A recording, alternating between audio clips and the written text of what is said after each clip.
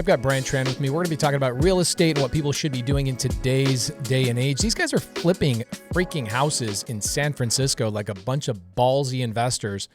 I think most people are pretty afraid of flipping big multi-million-dollar houses. What gives you guys the balls to go and do that, Brian? Tell us all about it. I mean, honestly, it's just a number. I think you have to kind of understand that at the end of the day, if you're flipping 300,000 or 3 million, it's just numbers. And so as long as you do the homework and you actually plug in the numbers, make sure the comps are there, your construction costs are there, it's all the same. And so that is a little bit of a mindset. You have to make that shift. But I will tell you, you make more money flipping higher price point homes. Yeah. The good thing is that you guys will make $200,000 while somebody else in, let's say, Nevada will make $30,000, $40,000, $50,000. And it's the same work. It's the same work, probably about the same time. These guys have to go do 4 flips while you guys go do 1. Yeah. Way better. Yeah. And think about it. You don't have to go to 4 sites. That takes up a lot of time. Right. You have to design 4 houses, talk to 4 different crews, have 4 different problems, sets of neighbors, HOAs, all the kind of stuff that you deal with. What's more important? The contractor, the relationship with the city and permits, private money, or finding the deal? It's always finding the deal. Deal first. Okay. You can hire the wrong contractors. I'm not saying you should, but if you have the right deal and you have a big enough margin, if you make mistakes, you have cushion. But if you buy the wrong deal, it doesn't matter how good the contractor is, how fast they can do the deal, you're still in a position to lose money. I agree with that entirely. You can take a really good deal that you don't have. It's a good deal, not a great deal. You can take a good deal and you don't have enough buffer. You go over budget, takes longer to sell. Your hard money eats into your profits. You're going to walk away from flipping and going, flipping doesn't work. Yeah. It's like, exactly. No, you got so excited to jump into the business that you said yes to the third thing you saw. Yeah. Right. Now I know you have a kick-ass team. I met them a little bit earlier. Does your team go through and find the deals themselves? Are you finding them from students of yours? Are you getting them from wholesalers? Where are you guys primarily getting your flips? The team, there's different divisions. So we have our realtor outreach. Mm-hmm. That's a big one. And I was a realtor for many years, and so we actually have a brokerage. So a lot of our deals does come in that way. I think it's a great way still. Then we have direct to sellers. We have PPC, PPL, mailers that go out, cold callers. That also brings in some leads. And then we deal with wholesalers. We don't limit. At the end of the day, it's like it is a tough market to be in. There's a lot of great flippers in our area. So whenever we go out to a project, there's probably 3 or 4 people that we know, and we're competing.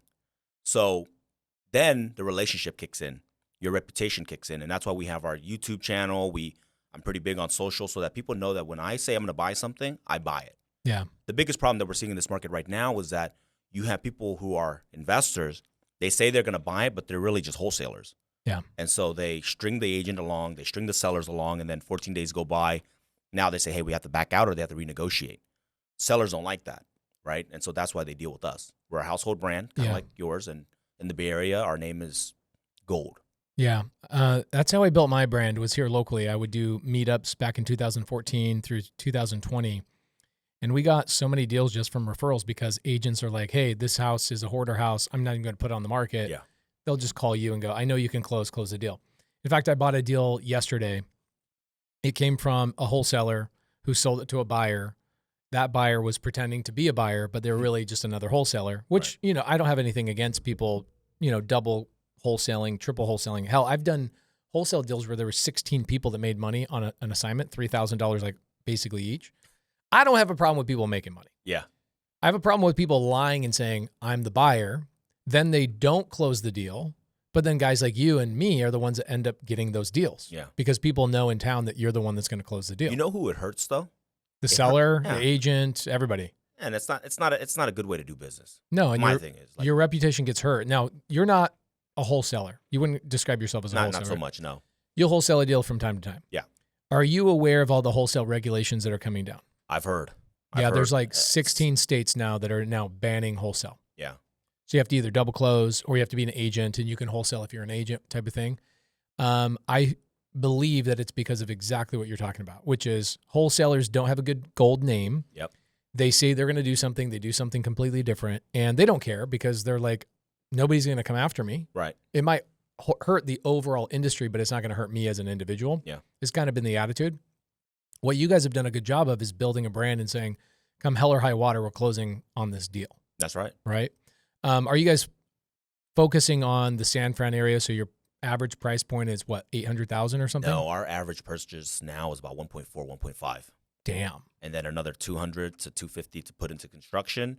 We usually are pretty good at getting in and out between 5 to 6 months. And That means, is good. You must have a really good project manager. Yeah, she's over there. So, $250,000 in a 6-month time frame is incredible. Yeah, kitchen, bathroom. We try not to go outside the envelope. Once you do that, you are asking for more permits, longer time with the city. So we try to buy things that where if we have to remove a wall or maybe reposition something, it's all within the envelope. Yeah. So we're in and out quick. I tell people, like, the last few years, the market has been really rough. And so if you hold a project for 8 months or a year, you don't know where that market's going to be. And you can't pivot fast enough. So we focus our business in really just quick and easy to where if I have to rush the crew and get that market, get the home on the market quick, we can still do that. But can you imagine if your house was lifted up, you're redoing a foundation, there's nothing you can do to speed up the process. No. And then, as you can see it, the market pulls back and, we're only operating on a 10 to 15% margin. And the market pulls back 10%, you're out. Yeah. So you're turning that thing into an Airbnb for 3 years. Yeah, we've done that too. Yeah. But we did that for tax purposes. So let me tell you something. Yeah. Let me tell you the story. We bought a deal so good. It was actually Ray, who's now our main guy with the whole flipping division. He found a deal in Daly City. We bought it for $425, and the ARV was 1.35. I like that deal. It was such a big deal where we finished the project in 4 or 5 months. We ended up just holding it for a whole year. So we did Airbnb it, kind of a pain in the butt, but because the capital gains was just going to be so large. Yeah.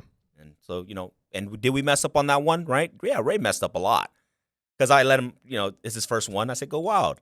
And yeah, so you got a little buffer. We took a little bit of delays, but that's what you said. Like, it's okay because the margins were there. It's like you couldn't screw up the deal. Yeah. So we made a lot. That's an interesting thing. A lot of people think that fix and flippers make a tremendous amount of money. We also operate on a 10 to probably 12% margin. Yeah. So I buy a deal. What that means for the audience is if I'm going to sell that property for $600,000, that's my ARV. My team's goal is to make $60,000 to $75,000 net after everything's paid out. We've got $60,000 in our pocket. We've found that this last 12 months, we're closer to like an 8 to 9% margin for a couple of reasons. Number one, wholesalers are dying. They're having a hard time. Not saying that the industry is dead, just they're having a hard time. Then on the other side is you've got sellers or buyers that are like, dude, I can't afford it, that ARV, right? So we're compressing prices. And so you got to play the game the right way. And if you're playing in an area where you're playing, you've got so much more buffer. Like if you go from 200,000 to 125,000, you're like, okay, great. Yeah. Still paying payroll. People are fine. That's what happened for we have the 4 projects coming up in the next 2 months. We're projecting probably closer to 6 to 7%. Yeah. Because market's softening. Unless rates come down, maybe we might see a spike. But right now we've already positioned ourselves to take the blow. Yeah, and we have the same thing going on right now. We have $1 million home down in Chandler that we have active on the market. We've been on the market now 60 days, but it's $1 million price point here. Our average price point's like $500,000. You guys are like, your average price point's $1.5 million bucks, right? So $1 million here is going to sit on the market like a $5 million property would sit on the market there, right? So I'm not worried at 60 days, but my team is already like, let's reduce the price. Let's reduce the price $10,000. Okay, cool. That's common. But I look at September, I think we're going to have a full rate cut, a 1-point rate cut. I think also we'll have one in December as well. And I still don't think it's going to affect the market. I don't think that a 1% rate cut is going to change affordability the way it needs to. I think that when you get to another point, maybe in December, now you're going to see growth. But if you're still making money, you're making money, which is great. So for people that are out there, we gotta know, Brian, are you just a fix and flipper? Or are you doing other things too? No, I'm actually a business person. I like to build businesses. So currently, under my little umbrella, there's 9 companies total. Fix and flip is only one of them. Mm-hmm. And it's a good cash cow. I think, and that's what I tell people. You need to find a way to make great active income so that you can build what's next. I'm a big fan of residual money. I like the money to come in so that we don't always have to fix and flip. I was a realtor for many years, and so I knew that it didn't matter if I made $70,000 or $80,000 a month, which we did. I always felt broke because I had to go chase the next deal. Flipping is similar. It's not any different. So that's why we have to be smart. We take the money, and then we try to buy rentals, or we try to build something else. We try to build a software company, or we try to build. I have a VA company as well, and so that's pretty big.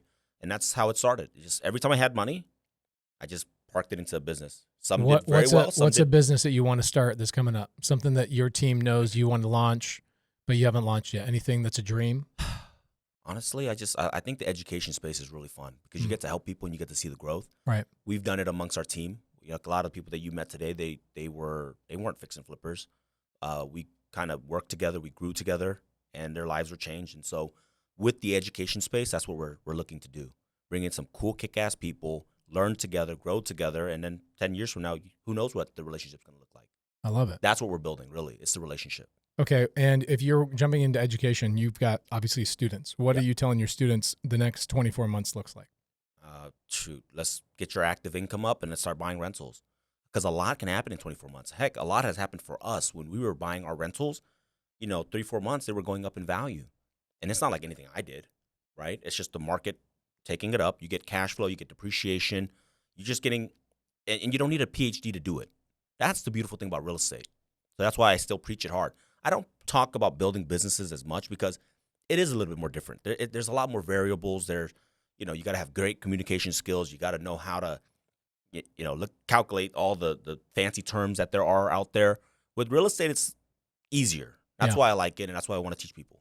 Yeah, I agree with this. I think people that are out there going, I want to buy a business. I'm like, okay, have you ever delegated to somebody? Have you ever ran a team? Yep. Have you ever had to worry about paying payroll on Friday? Oh, yeah. When there's no money on Monday? Mm-hmm. Your bank account's empty? That's what buying a business really looks like, right? Yeah. It's not just the variables and the terminology and the finance. All of those things are different. It's also when you buy a business, you're buying culture. Yep. And either that culture is good or it's bad. If it's good, you got to keep it up. Yeah. If it's bad, you got to turn it around. Either way, you got to put a lot of time and energy into it. So real estate is one of those things that, you buy the real estate, and if you're buying the right real estate, like you guys are buying in Montgomery, Alabama. You can buy it and forget you even own it. You have rentals you don't even know the address to. Oh, yeah. Right? We've never been. Right. There you go. Yeah. And that does not work like that with buying a business. You don't buy a car wash or buy a laundromat or a CPA firm and go, yeah, I bought it and it runs itself and it sits there and somebody else manages my CPA firm. That is not how that works. You can either have a great partner, which is what I do. I usually find the operator, give them equity, and they run it like their own. But if you try, and we've done it in the past, I'm selling one now where we took our eyes off of it, profits dropped. Yeah. It's like there's no profits anymore. And so that's really what it is. You have to focus on it. Real estate, you don't. Yeah. So that's why I'd rather teach people that, because you're not going to fail. It's hard to fail. One of the biggest requests we get every single month is, Pace, will you focus on something other than single family? We want to learn multifamily, RV parks, mobile home parks. Well, we've listened to you and we've built something great. Next week, we have a challenge that's all about RV parks. You can wholesale them. You can wedge into them and get ownership for nothing. You can also build a portfolio based on RV parks like I have all through this challenge. We're going to go through Monday, Tuesday, Wednesday, and Thursday, a 4-day challenge. Where do I find them? How do I underwrite them? How do I talk to these sellers? How do I get financed on them? And how one RV park can literally allow me to retire from my 9-to-5 job, or even get my spouse to retire from their job. Go to thebiggestchallengeever.com. Again, thebiggestchallengeever.com. RSVP for this challenge. RV There Yet is the name of the challenge. RV Parks is the focus. Go to thebiggestchallengeever.com. Come join us finding, negotiating, underwriting, and getting an RV park so that you or your spouse can retire from that crappy 9-to-5 job and you can tell your boss to kiss your ass. You have a good team, right? I just met them. They're awesome. And that says a lot about somebody like yourself. A lot of people that I know that are in the real estate education space, it's them and like a VA. And I'm like, so you're teaching your students how to run like a solo operation? Is that what's going on here? Yeah. So it says a lot about you that you know how to attract quality people. You know how to manage those expectations and where they're going. It says a lot about you, which is awesome. So I'm glad you brought. You fail a lot. You brought a gaggle of people here. Okay. I wanted to bring more, but this is our first meeting. What do we have? 6 people here today? Yeah. Okay, cool. We should have brought 7.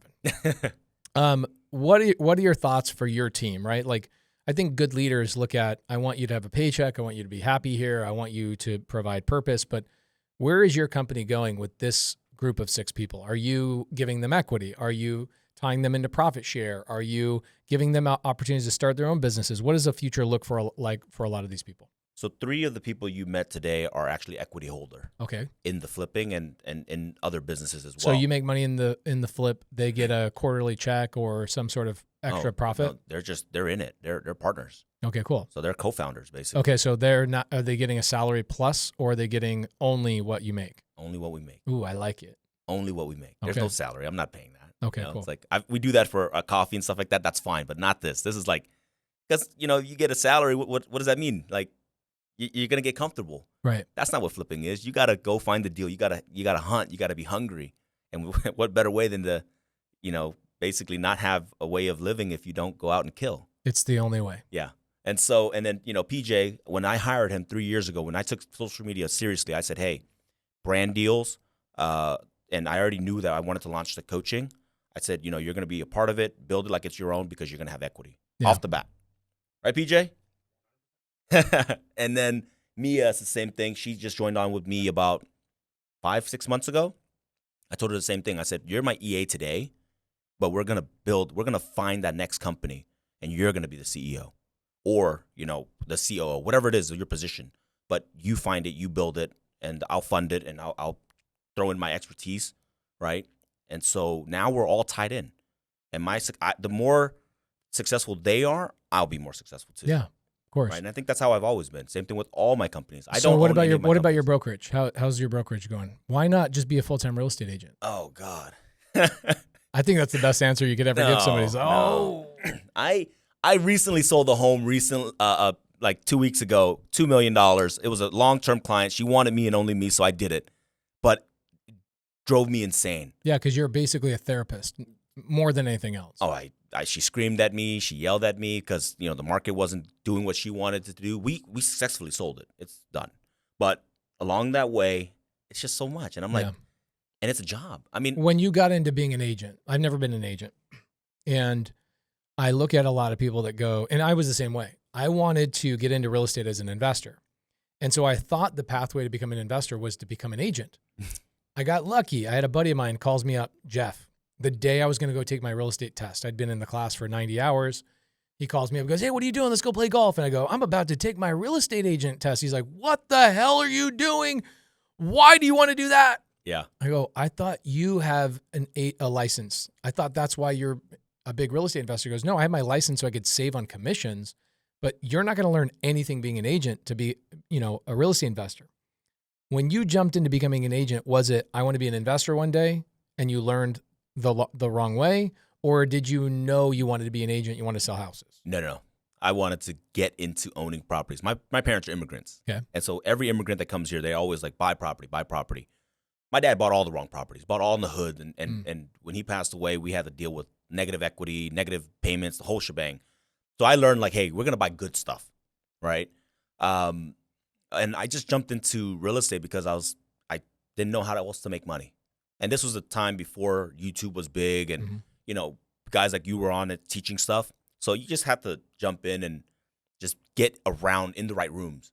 But I always knew buy rentals, buy properties, own properties. That's how you build wealth. Do you feel like being an agent helped you along that path or held you back? It helped me make money. I won't take it away. It taught me a lot of the skills, the communication skills that is now necessary to do everything I do. So I don't say that it was terrible, but there are better ways, right? You can just pick up the phone and talk to 1,000 sellers. You'll get pretty good at it. Right. So knowing what I know now, I do tell people don't become a realtor if you want to become a flipper or wholesaler or property owners, investors. I say rather I learn from the subject to community and build and buy stuff for cheaper. But at the end of the day, you got to pick something to make active income. Yeah, I agree with this entirely. You got to have something that takes all the stress out of a flip. Let's say your flip is 6 months in renovation, 3 months in escrow. You've got 9 months before you get a paycheck.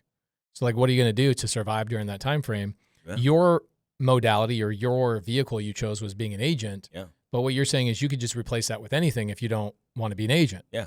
I think the good part about being an agent, and this just goes to people that are watching going, should I get a license? Happens all the time on my YouTube channel. Should I get a license to become a real estate investor? I don't have a license. I will never have a license. Nobody will tell me I should have a license. I'm good just being Pace. Right? Yep. But if you are somebody going, I want to jump into real estate like right now and I want to learn the terminology, it's surprising how actually different the terminology is. Yeah. And like dealing with retail clients versus Way harder. off market or even going through agents, that it's just the investment world. It is completely different terminologies and completely different modalities and thought processes, whatever. But I think being an agent gave you that daily active income. Yep. You knew I'm simultaneously learning real estate. I'm building a reputation with other agents. I'm getting momentum in that world, but I know being an agent's not going to get me to be a real estate investor. So there was a turning point, I'm sure. Oh, yeah. What was the point and when was that? Was it a couple of years ago you wake up and go, all right, it's time for me to start flipping my own and holding my own? What was the turning point for you? I used to go to every single closing table. Every time the transaction was done, you go to the escrow office and they would sign. Yeah. Right? I would show up to every single seller and every single buyer. Well, I represented this. He now owns a very big building. He owned already a building supply store. So he was flipping. I sold him a property. And when we sold that property again, I just remember sitting down and looking at my commission. And then at the bottom where it shows what they take home, I was like, I want to make that. Yeah. I don't want to make this. And so that's the turning point. So you brought him the deal. He flips it. You sell it for him again. So you were part of the acquisition. And when he sold the deal, you were the listing agent. You see how much he nets on the deal. Distribution's going back to the seller, proceeds to the seller. And you're going, this freaking guy just made X amount of dollars. Made like what I made in a year. Yeah, on one deal. Yeah. And somebody else did the construction. He probably borrowed money for the thing from a hard money lender or whatever. I mean, that's what we do now. And it's none of our own money. Yeah. We actually crowdfund and we raise funds. And so a lot of times we're just managing the construction and managing the process, but you don't need money to flip. People are mind boggled by that, to be honest. They think, well, why wouldn't I use my own money? You know, like Dave Ramsey, the worst advice I ever heard him say was this guy calls in, he says, hey, I want to get into flipping houses. Yeah. And Dave says, don't go get a hard money loan. Don't get private money. What you need to do is start a handyman business on the side. I know this is how bad the advice is. So Dave says, you should go build a handyman business in your after hours, save up all the money that you need to go flip your first house with cash. And I'm sitting here calculating this. I'm like, that's going to take that guy 18 years to get that much money to flip one house. Horrible advice. And so I think that there's literally hundreds of thousands of people wanting to flip houses, but they believe they have to use their own money. Yeah. Why aren't you using your own money? It's, what is it? The velocity of money. So my money is better used going somewhere else and building another avenue of income stream than tying up, $1 million, $2 million on a project. And then let me ask you this. I mean, I do very well, but how many projects can I do? You're capped. Yeah. I mean, our acquisition cost is already 1.5. I could probably do 2 at a time and feel comfortable. I have kids, so I got to make sure there's still money outside, but right. you're just not going to make enough money for the team. Even other business opportunities that pop up, right? It's like, let's say a good deal comes to you, a rental or what have you, and you're like, oh, sorry, we got to say no to that. Yeah. All of our cash is tied up. Yep. I would say the best place that I've found that I deploy my capital, I go make, let's say $1 million in a year on my flips. We'll do 20. Our average flip makes like 50 to 60,000. So let's say I go make $1 million in a year. I take that $1 million. I'm not paying taxes on it because I've got apartments and all the things, right? Cost segs, whatnot. And I take that $1 million and I go put that in my lending business. My lending business is making like 45% on a yearly basis. So why would I put my money I can make 45% on in something that I borrow at 10%? Yeah. Right? It's probably the same thing with you, right? Yep. Anything that you have your eyes on that you're going to deploy your cash into next? More Montgomery rentals? It was just that was more of a buy out of state, like test the theory to see, hey, can I even buy out of state? Like, it's scary. The first one's always scary. Yeah. Now we own like 20 something, but we're probably going to stop and go bigger. Now it's like, let's go into bigger apartment buildings, commercial spaces. Would that be in California or outside of California? Probably outside. California is just, it's nasty right now.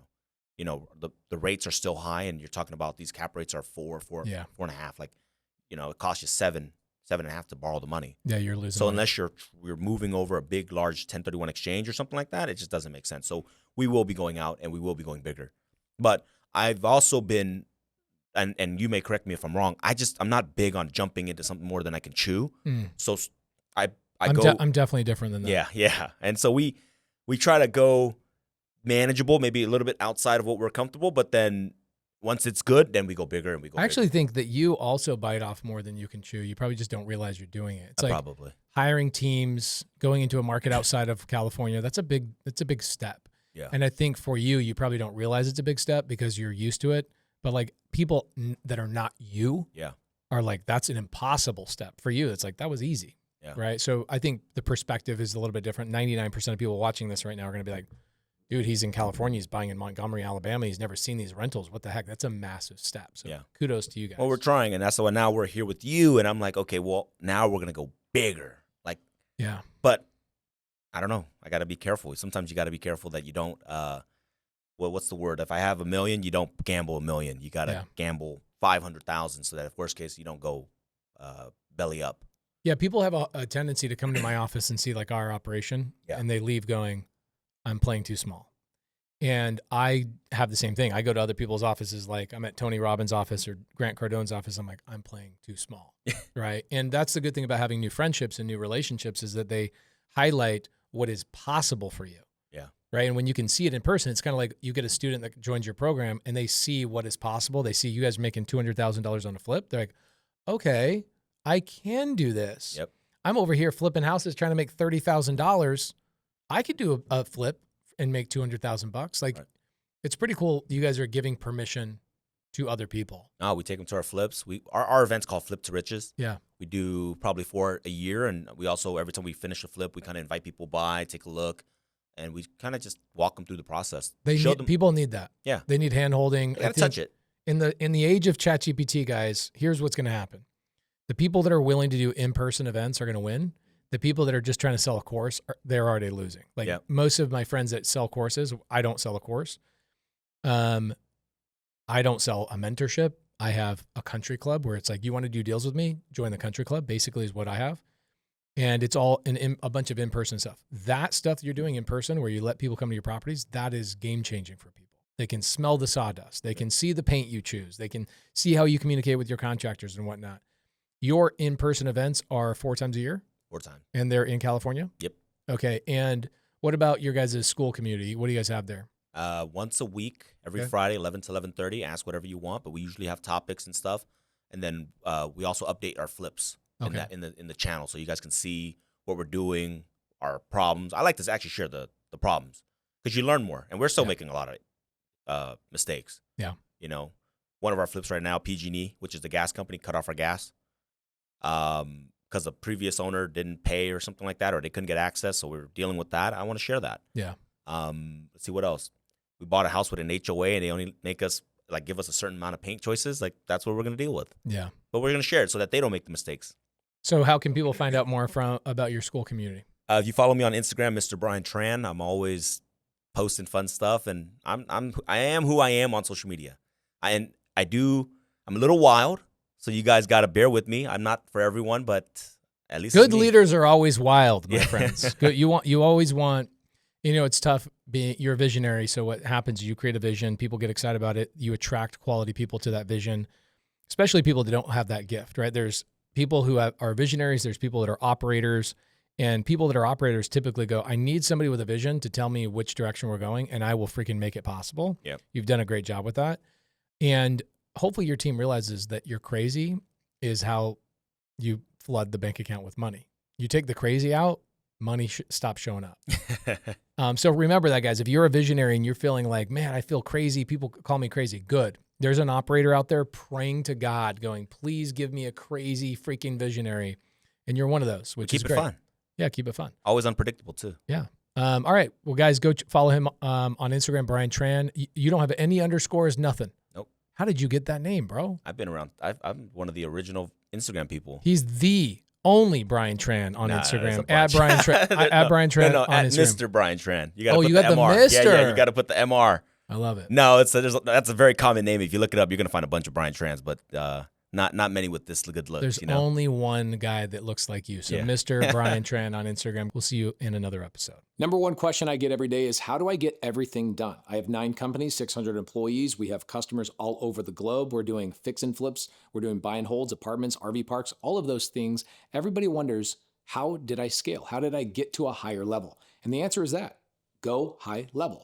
I use a CRM that allows all of my customers to come into one database. And instead of me hiring more employees to go and do all the follow-up, GoHighLevel has systems and automations that does all of that for me. So not only can I have my employees focus on higher end tasks, money-making tasks, GoHighLevel avoids all of the extra payroll. When you're brand new, having GoHighLevel is like having 5 different employees doing all the work for you just for a monthly fee.